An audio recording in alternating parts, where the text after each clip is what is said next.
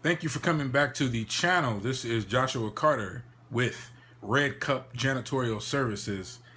And I just wanted to talk about with you guys.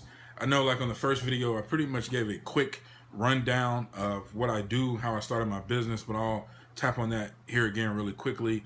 Again, like I said, my name was Joshua Carter, owner, founder of Red Cup Cleaning.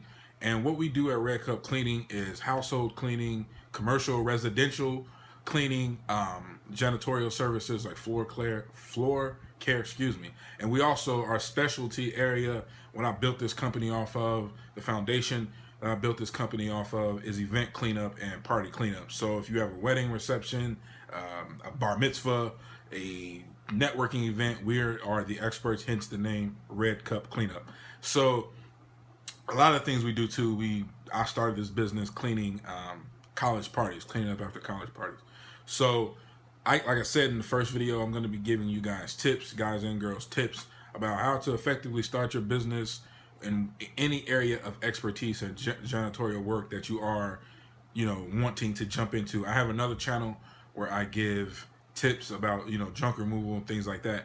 But this channel is strictly for motivation and janitorial work to help you, get going in the business. And for today, I'm going to really quickly talk about how I leverage myself in janitorial work from leaving my day job to starting the full-time janitorial business. So like I said in the first video, my father owned a janitorial service. So from the time I was about 10 years old, that's when he started his business. He started cleaning floors at AutoZone. I don't know if you guys have AutoZone where you live. AutoZone is like a car parts service place where they sell things for your car. And he started cleaning the floors, mopping, buffing, stripping the floors there. That was his first contract. And then he was blessed and fortunate to meet someone who worked at the airport, and they gave him the hotel contract where he cleaned floors in the hotel, and then he also provided staffing for the hotels as well, so that they could, he would basically give them the housekeepers. They worked for him, but they did work in the hotel during the day, and at night they would come in. He had a team of guys that would come in and clean the floor. Then he had some small other commercial contracts that were basically, like small businesses around the city of Cincinnati. And at 10, 11, 12 years old, I used to help him. I would go change the trash, or, if it was like an office building, I would sweep the kitchen out or sweep the office space out and clean the windows at 10, 12 years old. And that was my first introduction into janitorial work.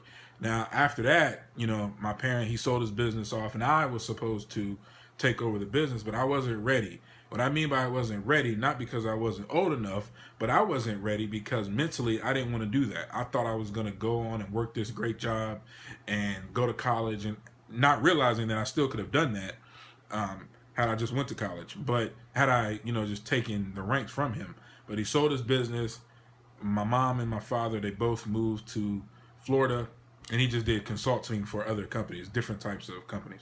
And I came later thereafter, and I still didn't want to do it. And I'll back up a little bit. He actually, when they first moved, I was still living in Ohio. I was in college. And one of the things that he did was, there was a contract that he had, a small contract. It was for a day spa and a salon. His friend actually was the owner. So they gave him the cleaning contract, and I was going in cleaning overnight. Now, I was young. I was like 19, 20. So at this particular age, I didn't want to be spending my nights cleaning a salon, like going in at 10 o'clock at night after they closed to go in there and clean mirrors, floors, trash, all that. But I knew how to do it, and he would have me do it like 4 days a week, and those 4 days just happened to be the weekend. I didn't know the point of sacrifice then. I mean, I had a girlfriend, I had a lot of things going on that weren't productive. It just wasn't, it was fun stuff, and I didn't want to do the cleaning. But I was learning it, but I was hating it. I knew how to manage, because there was like 4 other people who went, and I was like the manager. I watched everything, I did everything, I pretty much ran the spot. And I hated it, so I stopped doing it, and he gave up the contract because he knew I wasn't fully committed, and I was almost like doing it for free. He would, was paying for my college and send me gas money, but it wasn't any of the money that was coming off of that contract wasn't for me. but it could have been had I been more responsible with it. So fast forward back to what I was saying. I came down here to Florida with them about 2008. When I came down here, he was really starting to build up his business again, but he stopped because he was getting busy with the consulting and some other things were going on. And he wanted me to help him, but I still wasn't ready. So about, let's fast forward 5 years, he tragically passes away, killed in a car accident, and I was working at a retailer. I was in management, and this whole time I was thinking like, hey, I saw this image of my father being an entrepreneur growing up, and I just wanted to follow in his footsteps, but I never was ready for it. He would try to tell me how to do it. He would give me the game, but I just wouldn't do it. Like, it just wasn't in me, right? So I know a lot of us deal with that when our parents try to tell us something. They've already been through what we're going through, but as kids, teenagers, young adults, we don't want to believe it. Not most of us, I'll say. So what happened was he passes away, and then I'm thinking like, I want to do a business. I want to start a business, but I didn't want to start a janitorial service because I felt like it was disrespectful. So I was working my job still, and I was going to do a landscaping business and a junk removal business. That's why on my other channel, I've built up a little bit of a following to show people how to start their business, grow their business, and to execute their business as well. And I'll do the same thing here. So when I say I started this business in 2002, cleaning up in college, that's what I was doing. Like, I was just going around picking up things in college, picking up trash, red cups at parties, and friends would have parties, and I would be like the cleaning guy. But I was doing it just to help my friends out because I wanted to go to the party and drink the free beer. So I say, hey, I'll clean everything up if you give me the free beer. And who's not going to take that deal as a college student? So, when my dad was down here, I just said that to say this. When he was down here, he passed away, and I was working at my job in retail management. I was going to start a landscaping junk removal business, which I did. I won't say very successful, but it was successful enough that I could support a living, and I was still doing both, like working there 40 hours, and my days off, just full time landscaping and junk removal. And I was setting myself up to actually leave the company. Now, I was getting frustrated at the company because I wasn't performing well, and it was just, I was sick of it because I knew I should be doing more, but I wasn't aware that I have to stay here until I get enough money to be able to support my daughter and my household bills and to really pay to start a business. I just didn't do it. I just couldn't take it anymore, so I left. But I wasn't fully engulfed in the landscaping and junk removal. I started a YouTube channel. I just really wasn't into it. It really rubbed me the wrong way. It basically, for the lack of a better word, it just wasn't appealing to me anymore. It scared me. It led me. It just wasn't something I was passionate about. I didn't really know a lot about it besides cutting grass and cleaning out storages for my parents. But janitorial work and cleaning up and cleaning houses and doing all that I was passionate about that. It was always at the bottom of my stomach. And so I was like, you know what? I have to slowly step away from landscaping and junk removal, step away from my job, and start this business. It's flowing through my blood. I've been in it since I was 10, 12 years old. I have to do this. And that's what I did. I got a logo together and started posting on Craigslist, started Facebook page, Facebook ads, built a website, all on my own, and help from watching YouTube tutorial videos. And from there, I just started grinding. I was broke. I mean, when I tell you I was broke, like I was broke is like would be like a good thing.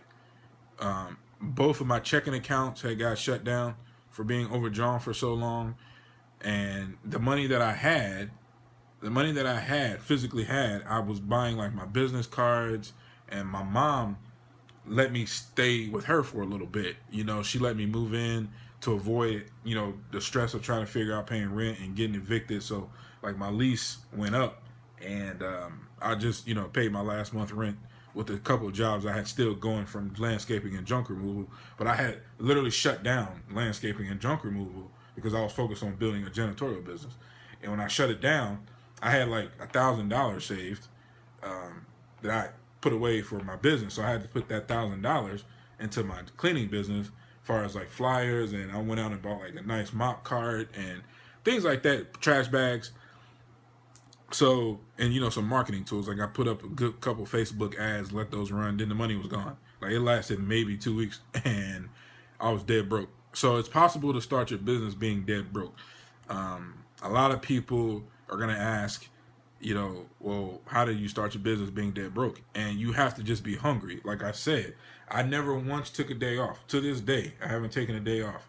Our business now, it's at the point where I have 6 employees. I still work and get my hands dirty. It's about 3:30 on a Wednesday. You'll probably see this on a Thursday, or you might see this on a Wednesday. And we work overnight. So when we do event cleanup, I staff the, you know, people reach out to us, and I staff the event with like three of the 6, and then the other 3 we have to go and work overnight. And I'm one of the other 3, so really there's 3 and 4, so 7 if you count me. So we have to go overnight and do the commercial office buildings that we clean. And you know, some of those times we have to do buffing and stripping of the floors, and only one of the guys on my entire team is experienced in that area. So I definitely get down and get dirty, but we're still a fresh business. But we've been very successful. I've been able to get this last year, 2015, I've been able to land a few good commercial clients. Definitely had some really good experiences with event cleanup. Definitely have some experiences with household cleanup as well. So it's been a really productive year. We've had our down moments. Those 6 people that I have with me are very, very, very good friends of mine. They've became good friends of mine. You know, I hired them from LinkedIn, but they became really good friends of mine. You know, very structured, very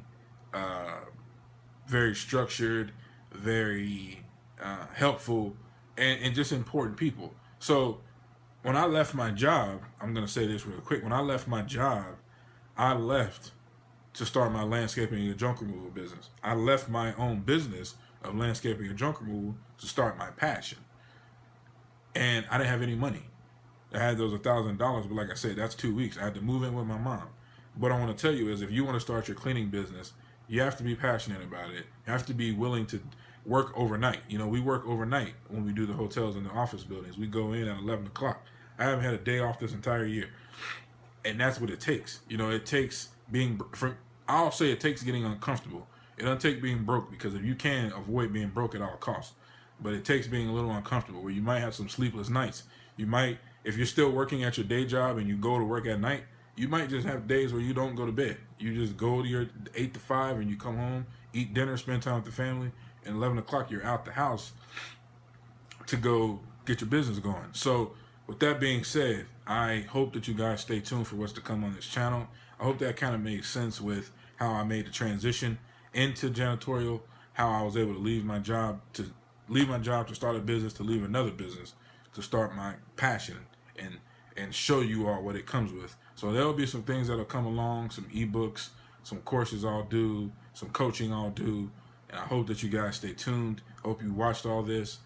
Again, redcupcleaning.com/join, and then there's another /, and sign up for our weekly newsletter. I just constantly pump out tips, different things that we've done in the business. So I hope that helps. I hope you guys enjoy it. I hope you guys are having a good day. Have a good one.